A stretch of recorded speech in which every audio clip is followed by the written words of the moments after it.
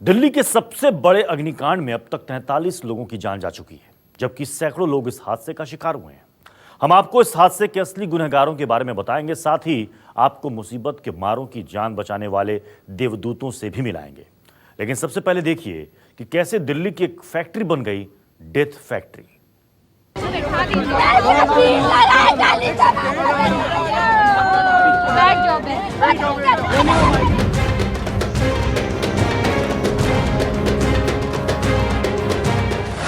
यहाँ से बच्चे गुहार लगा रहे थे, अंकल बचा लो, मुल्ला जी बचा लो, हम मर जाएंगे। आग से ऐसा लग रहा था जैसे किसी जंगल में आग लग रही है।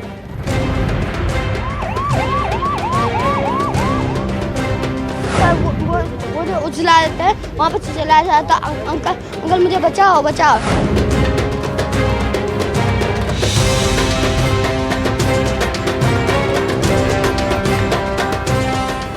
आग कैसे आदमखोर बन जाती है, इन लोगों से पूछिए। आग का आतंक क्या होता है, इन खौफजदा चेहरों पर पढ़िए। आग का विनाश क्या होता है, आंखों से ढलते इन आंसुओं में देखिए। देखिए कैसे एक गलती देखते ही देखते ऐसा गुनाह बन गया जिससे मौत के गर्त में समा गई 40 से ज्यादा जिंदगियां।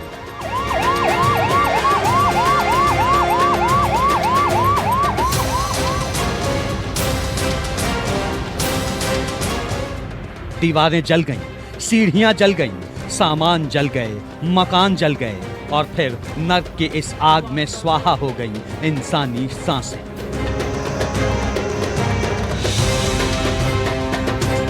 दिल्ली के इस सबसे बड़े अग्निकांड की चिंगारी रविवार की अहले सुबह भड़की। तब घड़ी में करीब 3 बज रहे थे और वो मनहूस जगह थी दिल्ली के फिल्मिस्तान इलाके की अनाज मंडी। बेहद बेतरतीब बसावट वाले इस इलाके में ठसाठस बनी इमारतों के बीच एक 4 मंजिला बिल्डिंग है। आग इसी बिल्डिंग की सबसे ऊपरी मंजिल पर लगी। लोगों के गहरी नींद में होने के चलते मौत की यह आग धीरे धीरे अपने पैर पसारने लगी। चौथी से तीसरी और तीसरी से दूसरी, फिर दूसरी से ग्राउंड फ्लोर तक फैलने में इस आग को करीब 1 घंटे का वक्त लगा। आग जो है शॉर्ट सर्किट हुआ है और ऐसा है 2 बिल्डिंगों की आग थी। जीना कॉमन था, 2 बिल्डिंगों का जीना कॉमन था। एक तरफ की 200 गज जगह, एक तरफ की 200 गज जगह, इस तरह से 400 गज जगह थी ये टोटल तकरीबन। जिस वक्त इस बिल्डिंग में आग लगी उस वक्त इसके भीतर सैकड़ों लोग मौजूद थे। पूरी इमारत आग की लपटों से घिरी हुई थी और इससे उठने वाला काला धुआं दिल्ली के आसमान में दूर दूर तक दिखने लगा था। इन सब के बीच बिल्डिंग के अंदर फंसे लोगों को बाहर निकलने का रास्ता नहीं मिल रहा था। ऐसे में वो इन्हीं खिड़कियों पर खड़े होकर आसपास के लोगों से खुद को बचाने की गुहार लगाने लगे। सर हम सो रहे थे, हमारी आँख खुली, मैंने देखा आवाज़ें आग से रही है, तो मैं जैसे ही छत पे चढ़ा तो ये आग से ऐसा लग रहा था जैसे किसी जंगल में आग लग रही हो। तो मैंने चीख के आवाज़ लगाई, भाई आग लगी, ऊपर जाओ सारे ऊपर आए। फिर अपने मैं से पाइप वाइप पानी सब पानी फेंका हमने। और मैं उन लोगों को यार खिड़की में खड़े होकर कह रहे थे कि भाई साहब हमें बचा लो। मैं उनसे पापा ये कह रहा था कि आप छत पर आ जाओ किसी तरीके से, छत पर आओगे तो बच जाओगे, छत पर निकल जाओ किसी तरीके से, कुछ छत मिली हुई है तो बराबर वाली छत पर कूद जाओगे। मैं उनसे पापा कह रहा था आप छत पर आ जाओ। तो हम जैसे आए तो देखा था काफ़ी मतलब ऐसे फ्लैम्स हो रहे थे जैसे मतलब किसी धुआं छोड़ दिया हो। बिल्डिंग के अंदर फंसे लोगों के पास अपनी जान बचाने का कोई तरीका नहीं था। अंदर आग की लपटें बढ़ती जा रही थी जिसका दम घोंटू धुआं उनकी सांसों पर तेजी से हावी हो रहा था। कुछ लोगों ने जान जोखिम में डालकर बिल्डिंग के मेन गेट से बाहर निकलने की कोशिश की, लेकिन वहां गेट पर ताला जड़े होने की वजह से वो बाहर नहीं निकल सके। वो जो उछला देते हैं वहाँ पे चला जाता, अंकल मुझे बचाओ बचाओ। और यहाँ पे 3 लोग चिल्ला रहे थे बचाओ बचाओ बचाओ। तो फिर तब फिर उन्हें तभी पानी डाला गया, एक भींगा हुआ कपड़ा डाला गया। हाँ, और उसमें तभी एक बाल्टी में पानी रख के उसको फेंका गया। तभी पानी उनके पास नहीं जा पाया और वो चिल्लाए जा रहे थे कि भाई इसकी तो अभी जिंदगी शुरू हुई थी। अरे इतनी जल्दी हमें बहुत दुख हो रहा था कि अभी किसी के साथ ना हो। इस बिल्डिंग में काफी समय से अवैध तौर पर फैक्ट्री चल रही थी। 4 मंजिला इमारत में चौथे फ्लोर पर बेकरी का काम होता था। इसके साथ ही यहाँ प्लास्टिक, बेकरी और छपाई का भी काम होता था। इसकी वजह से यहाँ बड़ी तादाद में प्लास्टिक का सामान मौजूद था। फैक्ट्री में काम करने वाले मजदूरों को 4 कमरों में बंद करके रखा जाता था। हादसे के वक्त करीब 60 मजदूर इस बिल्डिंग में मौजूद थे। ऐसे में जब शॉर्ट सर्किट की वजह से बिल्डिंग में आग फैलने लगी तो अंदर के लोगों के पास बाहर जाने का रास्ता ही नहीं बचा। कुछ लोगों ने हिम्मत दिखाते हुए बिल्डिंग की खिड़कियों को तोड़कर कई लोगों की जिंदगियां बचाई। तो फिल्मिस्तान में आज सुबह आग लगी है। मेरे पीछे आप देख रहे हैं ये वही फैक्ट्री है और ये फैक्ट्री के अंदर आप देख सकते हैं किस तरह खिलौनों की पैकिंग होने का काम होता था और यही वो जगह है जहाँ पे मजदूर चिल्लाए थे रात को।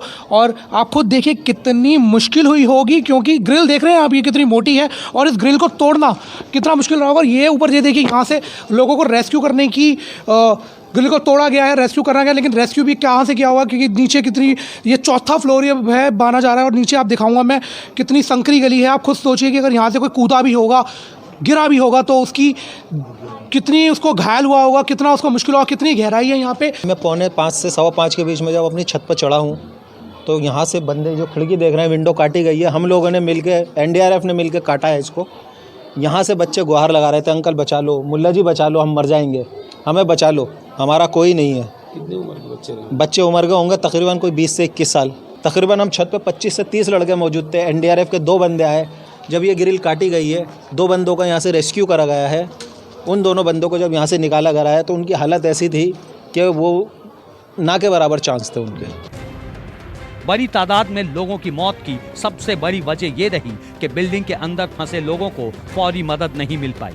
बेहद तंग इलाका होने की वजह से एम्बुलेंस को भी यहां पहुंचने में घंटों लगे। जब तक फायर ब्रिगेड की टीम हालात पर काबू पाती तब तक मौत का आंकड़ा 40 के पार पहुंच चुका था। इनमें ज्यादातर वो लोग शामिल थे जिनकी मौत धुएं से दम घुटने के कारण थी। गली बहुत सक्रिय है, जिसके अंदर गाड़ी एक ही जा सकती है, बहुत मुश्किल से। अब तक हम लोग 50 से ज्यादा आदमी निकाल चुके हैं। उनका जो है हमें ये भी नहीं पता, क्योंकि हॉस्पिटल भेजे गए थे, कुछ बेहोश थे, कुछ जले भी हुए थे। ज्यादातर जो लग रहा है जो फायर की वजह से नहीं हुआ, ये स्मोक इनहेलेशन की वजह से हुआ है। जो लोग गिरे हुए हैं या मतलब जो चल नहीं पा रहे हैं, 50 करीब हम लोग निकाल चुके हैं। कैजुअल्टी ये मुझे लगता है बहुत ज्यादा मतलब इसमें होगी। ये बिल्डिंग देखते ही देखते कई जिंदगियों की कब्रगाह बन गई। ये महज कोई हादसा नहीं बल्कि एक ऐसा गुनाह है जिसके तमाम मुजरिमों को चुन चुन कर ऐसी सजा देनी होगी जिसके बाद कोई इस तरह लोगों की जिंदगियों को दांव पर लगाने का गुनाह करने से पहले 100 बार सोचे। विमल कौशिक के साथ विपुल कश्यप, दिल्ली न्यूज़ 24। जरा सोचिए, जो शहर देश की राजधानी है, जहां किसी भी शहर के मुकाबले सबसे बड़ी आबादी रहती है और जहां सबसे ज्यादा सुरक्षा के इंतजाम होने के दावे किए जाते हैं, उसके बावजूद यहां इतना भयानक अग्निकांड होता है। सवाल है कि आखिर वो कौन सी लापरवाही है और वो कौन से गुनहगार हैं जिसकी वजह से दिल्ली की एक फैक्ट्री बन गई 43 लोगों की डेथ फैक्ट्री।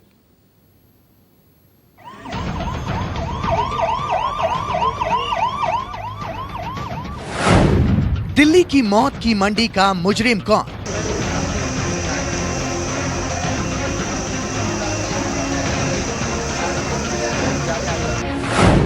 सबसे बड़े अग्निकांड का अपराधी कौन?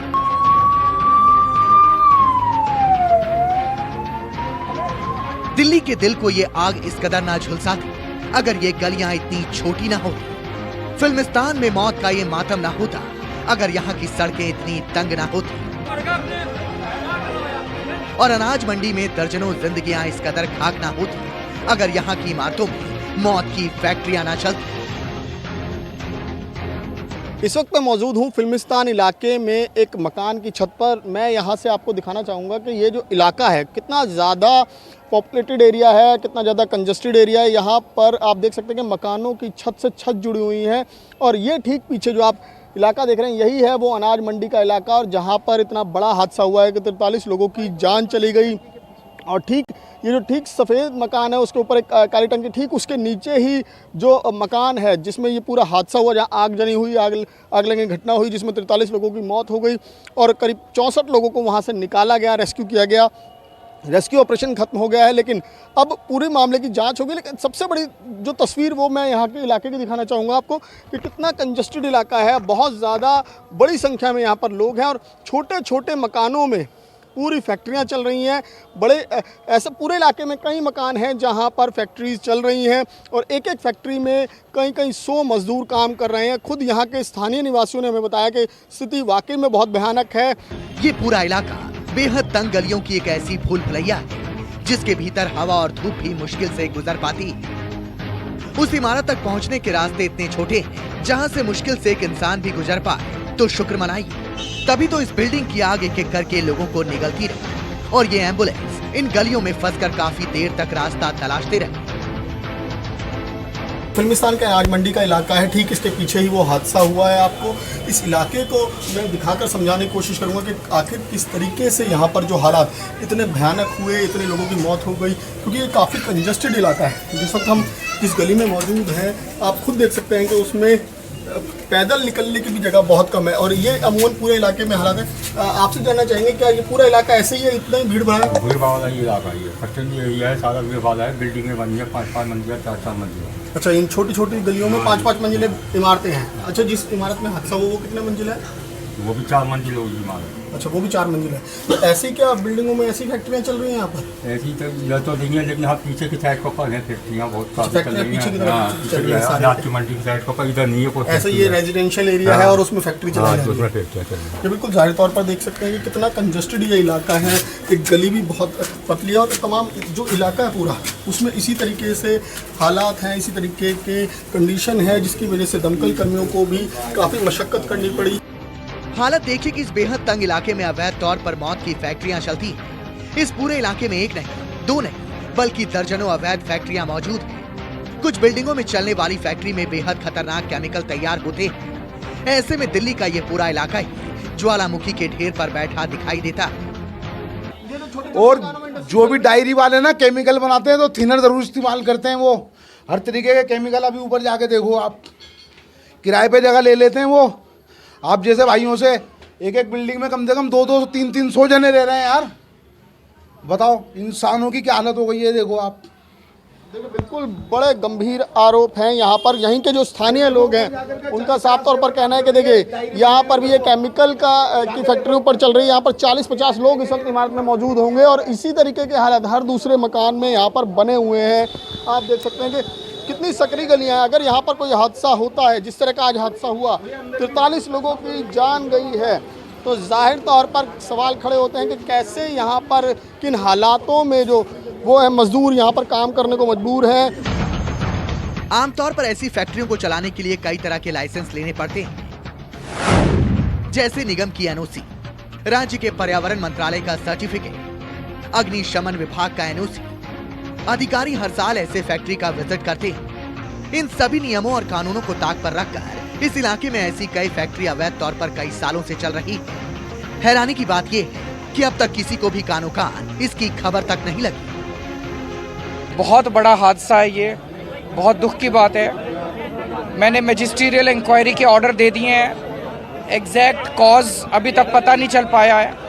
जो लोगों की डेथ हुई है उनको सरकार की तरफ से 10-10 लाख रुपए का मुआवजा दिया जाएगा और जो घायल हैं उनका सरकार सारा इलाज करवाएगी और 1-1 लाख रुपए उनको मुआवजे के तौर पे दिए जाएंगे। ये बहुत दुखद घड़ी है और इस घड़ी में अभी हम संवेदना प्रकट करते हैं और ये जो भी हमारे जो कैजुअल्टी हुई है हम उस परिवारों के साथ खड़े हैं और उन परिवारों को हम पार्टी के तरफ से भी 5-5 लाख रुपए की सहायता त्वरित करेंगे और घायलों को 25-25 हजार रुपए की देंगे पार्टी के तरफ से। आरोपों और प्रत्यारोपों का यह सियासी सिलसिला ऐसे वक्त में घिनौना लगने लगता है जब इतनी बड़ी लापरवाही की वजह से 40 से ज्यादा जानें बेवक्त आग में जलकर खाक हो जाए। ये वक्त है मौत के उन मुजरिमों को पहचानने का जिनकी लापरवाही की वजह से दिल्ली के लाखों लोग जलते ज्वालामुखी के ऊपर हर सेकंड जीने को मजबूर हैं। गौतम और विपुल कश्यप के साथ विमल कौशिक, दिल्ली, न्यूज़ 24। रविवार की सुबह लगी जिस आग में 43 लोगों की जान अब तक जा चुकी है, इस सबक सीख लिया जाता तो इस खौफनाक हादसे को टाला जा सकता था। हम ऐसा इसलिए कह रहे हैं क्योंकि इस हादसे से कुछ ही घंटे पहले इसी इलाके में एक और आग लगी।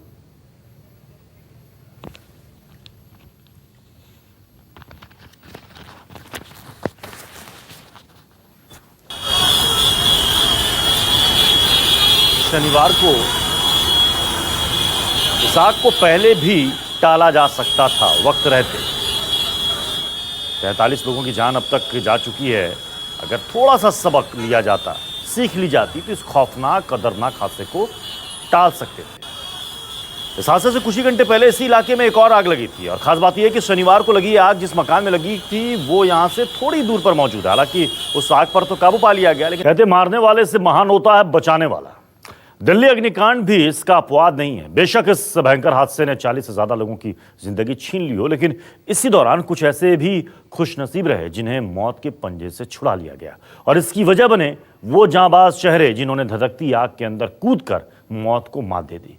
आपको दिखाते हैं वो चेहरे जो सुपरमैन तो नहीं पर किसी सुपरमैन से कम भी नहीं। में प्रवेश करने वाले पहले फायरमैन थे और उन्होंने लगभग 11 लोगों की जान बचाई। उन्होंने अपनी हड्डी की चोट के बावजूद अंत तक अपना काम किया। इस वीर को सैल्यूट। बेहद तंग गली में बनी इस बिल्डिंग में घुसना और इतनी खतरनाक आग की लपटों के बीच लोगों की जान बचाना सरासर मौत को दावत देने जैसा था। पर